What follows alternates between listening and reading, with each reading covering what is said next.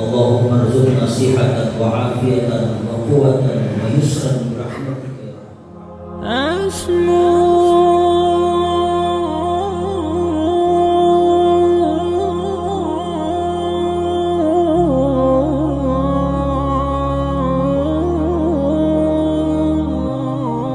أسمو وأجتاز السماء جلالا، فأزيد أسراب الغيوم جمالا، وألون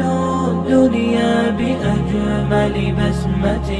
وأكون للخير Terima kasih kepada Polda yang telah berbagi rasa dengan kami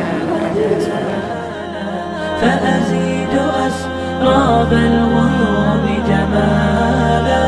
وألون الدنيا بأجمل بسمة،